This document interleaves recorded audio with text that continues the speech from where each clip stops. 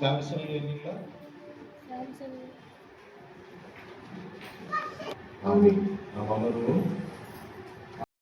தாங்கள் செய்கிறது இன்னதென்று அறியாதிருக்கிறார்களே என்றார். அவர் இடுப்புல துணி மாத்திரம் தான் இருக்கு. என்ன பண்ணாங்க, இந்த சிவப்பு துணியெல்லாம் உடுத்தி கொண்டு போனாங்க இல்லைங்களா? மீண்டும் இந்த கொள்கதாமலைக்கு கொண்டு போகும் பொழுது அதெல்லாம் கழட்டிட்டாங்க. ஏன்னா அவர் அந்த அவருடைய அந்த அங்கியெல்லாம் கழட்டிட்டு இடுப்புல மாத்திரம் தான் இருக்கு. ஏன்னா அவர் கிழிக்க கூடாது. அந்த நெடிய உடைய அவர் சீட்டு போட்டு எடுத்துக்கொண்டாங்க. அப்படியே வேத வாக்கியம் நிறைவேறத்தக்கதாக சீட்டு போட்டு எடுத்துக்கொண்டதை நம்ம பார்க்கலாம். அவருக்கு என்ன பண்ணாங்க, அந்த உடையை கழட்டிட்டு இடுப்புல மாத்திரம் துணியை உடுத்திதான் அந்த கொள்கதாமலைக்கு அவரை அழைத்து சென்றார். இடுப்புல மாத்திரம் துணியை உடுத்தி அவர் தொங்கிக் கொண்டிருக்கின்றார். தொங்கிக் கொண்டு எல்லாரையும் பார்க்கிறார். அந்த பக்கம் எருசலேமின் மாதுகள் அழுகுறாங்க. அவர்களுக்கு அவராக பிள்ளைகளுக்காக உங்களுக்கு அழுகு சொல்லிட்டு வந்துட்டாரு. தாங்கோனா துயரம், உடல் வலி, வேதனை, ரத்தம் செஞ்சு கொண்டிருக்கிறாரு. ஆணி கடாவப்பட்ட வலி, தாங்க முடியாத வலி, அவதூறா பேசுறவங்க, அவரை கேள்வி கணை கொடுத்தவர்கள். ஆனா கடைசி இவர் கேட்ட கேள்விக்கு அவங்களால பதில் சொல்ல முடியாது, அமைதியாயிட்டாங்க. தாவீதின் குமாரன் அதை வைத்து ஒரு கேள்வி கேட்டார். நான் அதையெல்லாம் சொல்லல, டைம் ஆகுது, நிறுத்தி கொண்டேன். அப்படிப்பட்ட அவரு அழகாக கடைசி ஒரு கேள்வி கேட்டது வேதத்தால் பரிசெய்யும் வாய் மூடிக்கொண்டார். அப்படி கேள்வி கடை கொடுத்தவர்கள் வந்து முன்பதாக நிற்கிறாங்க. இப்படி வேதபாரகர், பரிசேயர், பிலாத்து, ஏரோது, அண்ணா, காய்வா, தனக்கு அன்பான சீடர்கள், தன்னை கவனித்தவர்கள், தன்னை விரும்பினவர்கள் எல்லாமே இருக்கிறாங்க. எல்லாருக்கும் அவர் என்ன சொல்றாரு, நல்லவங்க கெட்டவங்க எல்லாருக்கும் வேண்டுதல் செய்கிறார்கள். தாங்கள் செய்கிறது இன்னதென்று அறியாதிருக்கிறார்களே என்று சொல்லி அவரை ஜெபிப்பதை நாம் பார்க்கிறோம்.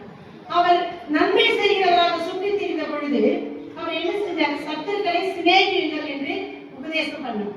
சத்துருக்களை சிநேகிங்க, உங்களை துன்பப்படுத்துகிறவங்க ஜெபம் பண்ணுங்க என்று சொல்லியவர் இந்த சிலுவை மேடையில என்ன பண்றாரு, சாதிப்பதை நாம் பார்க்கின்றோம். சொன்னதை செய்கிறார். சிலர் சொல்லுவாங்க, செய்ய மாட்டாங்க. பிரசங்கம் பண்ண முடியும், செய்யறது கஷ்டம். மற்றவங்களுக்கு சொல்லிடலாம், ஆனா நாம செயல்பாட்டுல அதனாலதான் பிரசங்கம் பண்றது. இந்த பிரசங்கம் முதல்ல எனக்கு ஏசப்பா, நான் மற்றவர்களுக்கு சொல்வது முதல்ல இது எனக்கு ஏசப்பா, நாங்கள் முதல் எங்களுக்கென்று இதை பயன்படுத்த முடியுமா, இதை வாழ்க்கையில செயல்படுத்த முடியுமா என்று சொல்லிதான் மற்றவர்களுக்கு நம்ம பிரசங்கிக்க வர முடியும். அப்படியாக ஆண்டவர் அன்று சொன்ன வார்த்தைகளை இன்று அவர் நீ செய்வதை நான் பாருங்க. விழித்திருந்து ஜெபம் பண்ணுங்கன்னு சொன்னார். கடைசி வரைக்கும் ஜெபம் பண்றாரு பாருங்க. தொடர்ந்து அவர் ரத்த வேலை செஞ்சு 3 முறை வராது தூங்குறாங்க. விழித்திருந்து ஜெபம் பண்ணக்கூடாதா என்று கேட்டார். அப்போ இப்படி ஜெபித்துக் கொண்டே இருக்கின்றார். சத்துருக்களை சிநேகிங்கன்னு சொன்னார், அவர்களுக்காக ஜெபிக்கின்றார். பிதாவே இவர்களுக்கு மன்னியும். இந்த ஜெபத்தின் வல்லமையை நம்ம எப்படி உணர்ந்து கொள்ள வேண்டும் பாருங்க. இப்படி அவரு பிதாவை நோக்கி ஜெபித்ததை நாம் பார்க்கின்றோம். அவருக்கும் பிதாவுக்கும் உள்ள உறவு, இந்த ஜெபத்தின் வல்லமையை நம்ம எப்படி உணர்ந்து கொள்ள வேண்டும் பாருங்க. இப்படி அவரு பிதாவை நோக்கி ஜெபித்ததை நாம் பார்க்கின்றோம். அவருக்கும் பிதாவுக்கும் உள்ள உறவு நெருக்கமாக இருந்து கொண்டுதான் இருக்குது. சிலுவையில தொங்கிக் கொண்டிருக்கின்றார். அவருக்கும் பிதாவுக்கும் உள்ள உறவு நெருக்கமாக இருப்பதை நாம் பார்க்கின்றோம். இயேசுவை வெறுத்த மத தலைவர்கள் அவர் இறக்க வேண்டும் என்று வெறி பிடித்த ஒரு கூட்டத்தில் இருந்தாங்க. தூஷண வார்த்தைகளால் அவரை மிகவும் மனதை வருடக்கூடிய அளவில் பேசினவங்க இருக்கிறாங்க. ஆனா இந்த விரோதிகளை நேசித்து அவர்களுக்காக ஜெபிக்க மன்னிக்கும்படி வேண்டுகின்ற நம்முடைய ஆண்டவராகிய இயேசு கிறிஸ்துவை இப்ப நம்ம கல்வாரி சிலுவையில பார்த்துக் கொண்டிருக்கின்றோம். பாவம் மன்னிக்கப்பட வேண்டும். அவர் மன்னிப்பதற்காக அவர் என்ன செய்கிறாரு, ஜெபிக்கின்றார். அவர்கள் பாவம் அவர்களுக்கு மன்னிக்கப்பட வேண்டும், அவர்கள் சாகக்கூடாது என்று நினைக்கின்றார். இப்போ நாம் சும்மா இருக்கலாமா?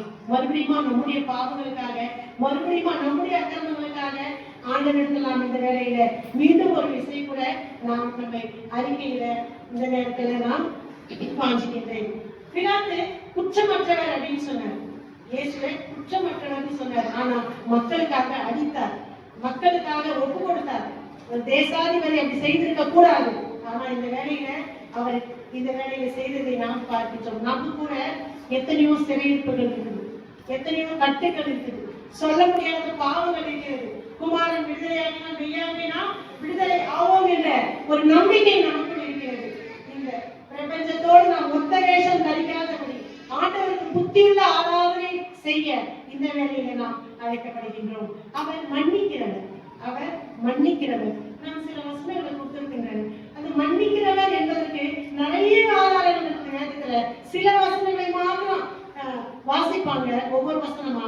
நீங்க அதை தயவு செய்து கேட்கும்படி கேட்குது. அவர் மன்னிக்கிறவர் வேதத்துல எங்க இருக்கிற அவர் சிலுவையில மாத்திரம் அவர் மன்னிப்புக்காக வேண்டுதல் செய்யல, அவர் மன்னிக்கிறவர் என்பதற்கு வேதத்துல சில ஆதாரங்களை நான் சொல்றேன். அவர் மன்னிக்கிறவர். யாத்திராகமம் 34:7, தானியேல் 9:10, 1 யோவான் 2:2, எபேசியர் 1:7, ஏசாயா 55:7.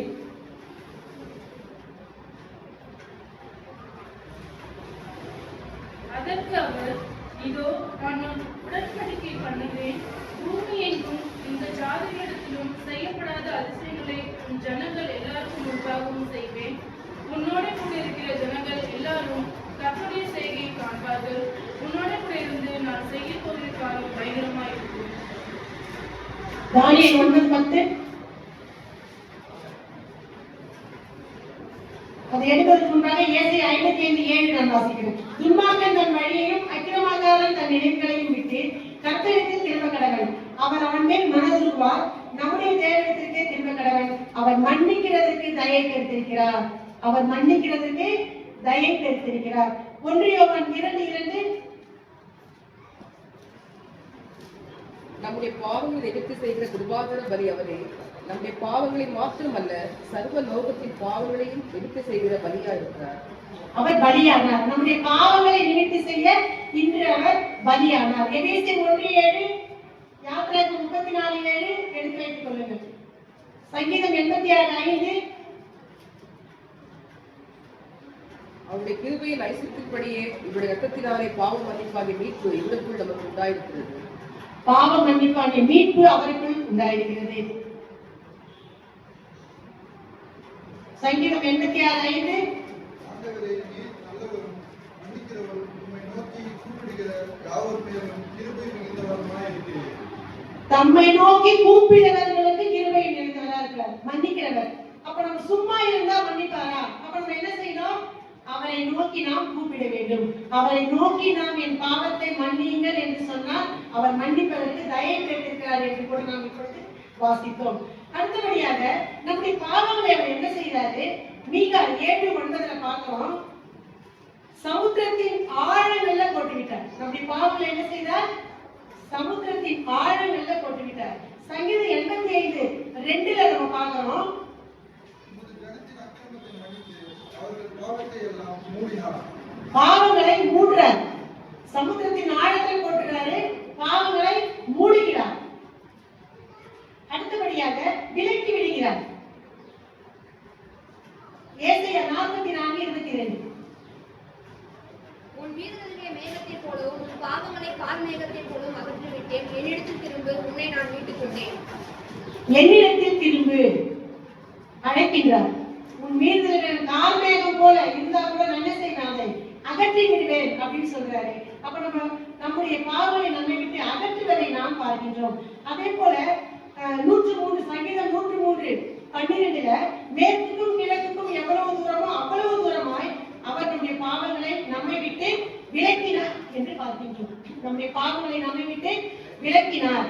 அப்ப நாம் அவரை நோக்கி நாம் கூப்பிட வேண்டும். அப்பதான் நம்முடைய பாவங்களை நம்மை விட்டு அவர் விலக்குவார். அதே போல ஏசாயா 38,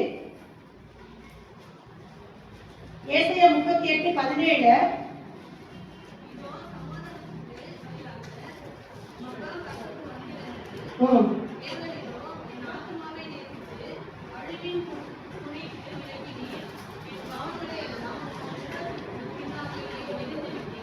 என் பாவங்களை எல்லாம் உமது முதுகுக்கு பின்னாக எரிந்து விட்டீர். என் பாவங்களை எல்லாம் உமது முதுகுக்கு பின்னாக இப்படி பாவங்களை எல்லாம் பாருங்க, மூடுறாரு, நினைக்க மாட்டாரு, சமூகத்தின் ஆழத்துல போட்டுறாரு. என் இடத்துல வான் அழைக்கின்றார். வரவழைத்த பிறகு நாம் மன்னிப்பை கேட்டால் மன்னிப்பை கொடுப்பதற்கு அவர் வல்லவராக இருக்கின்றார். பாவங்களை எல்லாம் முதுகுக்கு பின்னாக போடக்கூடியவராக இருக்கின்றார். எதிரிகள் 10:19 எடுத்து வைத்துக் கொள்ளுங்கள். வேறு யாராவது? அடுத்து ஏசாயாவிலே 43:25 வசனம், நானே உன் மீறுதல்களை என் நிமித்தமாக குறைத்துக் கொள்கிறேன், உன் பாவங்களை நினையாமலும் இருப்பேன். நம்ம யாருன்னா தப்பு பண்ணிட்டாங்கன்னா நினைச்சு அவங்க இப்படி பண்ணிட்டாங்களே, அவங்க இப்படி செஞ்சுட்டாங்களே நினைக்கிறோம், அது மனுஷீகம். ஆனா தெய்வீகம் பாவங்களை நினையாமல் இருப்பேன். தெய்வீகத்துல என்ன சொல்றாரு? பாவங்களை நினையாமல் இருப்பேன். அப்போ பாவங்களை நாம் நினையாமல் நாமும் இருக்க வேண்டும் என்று கற்றுக்கொள்ளும். ஆண்டவருடைய பாவங்களை நினையாமல் இருப்பார். எபிரேயர் எடுத்தீங்களா யாராவது? எபிரேயர் 10:19. ஆகையால் சகோதரரே, நாம் பரிசுத்த ஸ்தலத்தில் பிரவேசிப்பதற்கு இயேசுவானவர் தமது மாம்சமாகிய திரையின் வழியாய் புதிதும் ஜீவனுமான மார்க்கத்தை நமக்கு உண்டு பண்ணினபடியால் புதிதும் ஜீவனுமான மார்க்கத்தை நமக்கு உண்டு பண்ணுவார். நமக்கு ஒரு புதிய ஜீவனை கொடுப்பார், புதிய வழியை நமக்கு திறப்பார். நானே உயிர்த்தெழுந்தும் ஜீவனமாயிருக்கிறேன் என்று சொன்ன தேவன் நமக்கு ஒரு வழியை திறப்பார். ஏன்னா இந்த பாவங்களை நம்மை விட்டு அவர் விலக்கி விட்டார். அவர் மன்னிக்கிறவர் என்று பார்த்தோம். நம்முடைய பாவங்களை எல்லாம் எப்படி அவர் செய்கிறார்ன்றதை பார்த்தோம். நம்மையும் மன்னிக்க செல்வாரு. நம்ம இப்ப கர்த்தருடைய ஜெபம் சொல்றோம். அது ஒரு வரி சொல்றேன், சொல்லுங்க பார்க்கலாம். கர்த்தருடைய ஜெபத்துல ஒரு மன்னிப்பை குறித்து என்ன சொல்றோம்?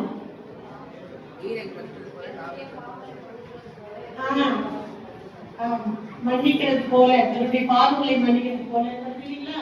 அப்போ மன்னிக்கணும், நாமும் மன்னிக்கணும். ஆண்டவர் நமக்கு கர்த்தருடைய ஜெபத்திலேயே நமக்கு சொல்லி கொடுத்துள்ளதை நாம் பார்க்கிறோம். அதற்கு கூட சில வசனம் மத்தேயு 18:22 சொல்றாரு பாருங்க.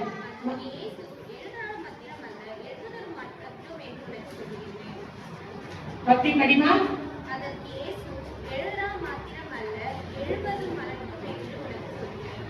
ஏழு தரம் மாத்திரமல்ல, 70 தரம். 7 தரம் மன்னிக்கணுமான்னு சொல்றாரு. 7 தரம் மாத்திரம் இல்ல, 70 தரம் நம்ம என்ன சொல்றாங்க? மன்னிக்கும்படியாக சொல்றாரு. மத்தேயு 6:14. மனுஷனுடைய தப்பிதங்களை நீங்கள் அவர்களுக்கு மன்னித்தால் உங்கள் பரமபிதா உங்களுக்கு மன்னிப்பார். இப்ப நீங்க ஒரு கேள்வி கேட்கலாம், நாங்க மன்னிக்கவே இல்லையே ஏசப்பா, எப்படி எப்போ? நானே மன்னித்து அவங்களிடம் பேசக்கூடாம முகத்தை திருப்பி கொண்டு போகிறார்கள், என்ன செய்வது? ஆனா நம்ம போய் தோற்றம் பண்ணி நம்ம பேசிக்கணும். அது பெரியவர்களாக இருக்கட்டும் சிறியவர்களாக இருக்கட்டும், நாம அவர்களிடம் போயிட்டு என்ன செய்யணும்? அவர்களுடைய தப்பிதங்களை மன்னித்து அவர்களிடம் நாம் பேச வேண்டும். இயேசுவானவர் நமக்கு கற்பித்ததின்படி அவர்களை திருப்பி கொண்டு போனால் அது அவர்களுடைய பாவம் இல்லையா? அப்போ நாம் என்ன செய்யணும்? மனுஷனுடைய தப்பிதங்களை நீங்கள் அவர்களுக்கு மன்னித்தால் உங்கள் பரமபிதா உங்கள் அப்பதான் நமக்கு மன்னிப்பார். நாம பிறருக்கு மன்னித்தால் நமக்கு அவர் மன்னிப்பார். அப்போ நம்ம மன்னிக்க சொல்லினார். எபேசியர் 4:32.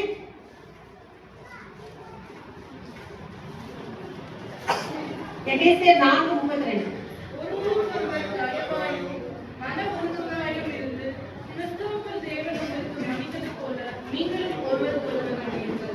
கிறிஸ்துவுக்குள் தேவன் உங்களுக்கு மன்னித்தது போல நீங்களும் ஒருவருக்கொருவர் மன்னியுங்கள். இதெல்லாம் இப்ப ஆண்டவர் கொடுக்கிற வார்த்தைகள், அட்வைஸ். நம்ம இதெல்லாம் நம்ம செஞ்சுதான் அவங்க செய்யணுமா செய்யக்கூடாதா?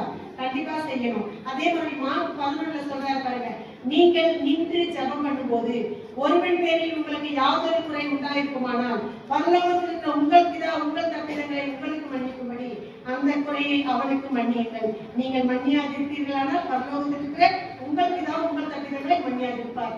மத்தேயு இந்த பார்க்கிற வசனத்தை நம்ம மார்க்கு சுவிசேஷத்தில் இந்த வசனத்தை நம்ம பார்க்கிறோம். அப்போ மற்றவர்களுக்கு நாம் மன்னிக்க வேண்டும் என்று இந்த வேலையில நாம் அழைக்கப்படுகின்றோம். கொலோசியர் 3:13 இப்படிப்பட்டதாக ஒரு வசனம் இருக்குது. கொலோசியர் 3:13 ஒருவரை ஒருவர் தாங்கி ஒருவர் பேரில் ஒருவருக்கு குறைபாடு உண்டானால் கிறிஸ்து உங்களுக்கு மன்னித்தது போல ஒருவருக்கு ஒருவர் மன்னியுங்கள். ஆண்டவருடைய வார்த்தை பவுல் அப்போஸ்தலன் எழுதுறார், ஒருவருக்கு ஒருவர் மன்னியுங்கள். அப்போ ஆண்டவர் பிதாவே இவர்களுக்கு மன்னியும் என்று ஜெபித்தார். ஜெபித்தவர் என்று மன்னிப்பை கொடுத்து இந்த ஜீவனுள்ள வேதாகமத்துல இருக்கிற வசனங்கள் மூலமாக நமக்கு இப்போ அட்வைஸ் கொடுத்து நம்ம பார்த்தோம். அப்போ யாரையெல்லாம் நாம் மன்னிக்காமல் இருக்கிறோமோ அனைவரையும் நாம் மன்னித்து ஒப்புரவாக வேண்டும் என்று இந்த வேளையில் ஆண்டவர் நம்மை அழைக்கின்றார். மன்னிக்க முடியாத சூழல் இருக்கிறது உலகத்தில். ஆனா அந்த மன்னிக்க முடியாத சூழல் இருந்தால் கூட நாம் ஆண்டவர் கூட மன்னிக்க முடியாத சூழல் தான். எப்படி எல்லாம் பாடுகள், எப்பேற்பட்ட பாடுகள், வேதனை அடித்தாங்க, எப்படிப்பட்ட பாடுகளை பட்டுவிட்ட அப்படிப்பட்டவர்களுக்காக மன்னிப்பை கேட்கிறவர்களாக இருக்கிறதை நாம் பார்க்கின்றோம். அவர் கூட மன்னித்தார். நிறைய நேரங்களில் யோவான் 8:1-11 பார்க்கிறோம். ஒரு ஸ்திரீயை கொண்டு வந்து நிறுத்துறாங்க, பாவம் செய்தாங்கன்னு சொல்றாங்க. அப்ப என்ன சொல்றாரு? குனிஞ்சு விரல்ல எழுதிட்டு இதுல யார் பாவம் செய்ய அவங்க வந்து என்ன பண்ணுங்க அப்படின்னு கண்டறிங்கன்னு சொன்னார். அப்ப நிமிர்ந்து இனி பாவம் செய்யாத போ அப்படின்னு சொல்லிட்டு மன்னித்து அனுப்புவதை நாம் பார்க்கின்றோம். அதே போல லூக்கா 7:48 ஒரு ஸ்திரீ வந்தாங்க. அவருக்கு பரிமள தைலத்தை கொண்டு வந்தாங்க. அவருக்கு செய்யக்கூடிய எல்லா காரியங்களையும் செய்தாங்க. அவர்களை பார்த்து கூட என்ன சொன்னாரு? உன் பாவங்கள் உனக்கு மன்னிக்கப்பட்டது என்று சொல்லி அனுப்பினார். மத்தேயு 9:2 ஒரு அற்புதம் செய்தார். பிடிவாதக்காரனை பார்த்து, மகனே உன் பாவங்கள் உனக்கு மன்னிக்கப்பட்டது. அப்ப சில வியாதிகள் வருதுன்னா பாவத்தின் நிமித்தமாக வருகிறது என்பதை நமக்கு இந்த நேரத்துல நமக்கு அறிவுறுத்துவதை நாம் பார்க்கின்றோம். அப்ப மகனே உன் பாவங்கள் உனக்கு மன்னிக்கப்பட்டதுன்னு சொன்னார். அப்ப இந்த வேளையில பாருங்க, எல்லாரையும் மன்னித்த இயேசு நம்மையும் மன்னிக்கின்றார். நாம் ஒரு விசை கண்களை மூடி மீண்டுமாக நாம் ஆண்டவருடைய பாதத்துல மன்னிப்புக்காக வேண்டுவோம். நாம் அறையில தனி அறையில ஜெபிக்கலாம், ஆலயத்துல தனிமையாக ஜெபிக்கலாம், கூடி ஜெபிக்கலாம். ஆனா கல்வாரி காட்சி இப்பொழுது நம்ம கண்களுக்கு முன்பதாக இருக்கிறது. அந்த கல்வாரி காட்சியை நாம் பார்த்து கொண்டிருக்கிறோம்.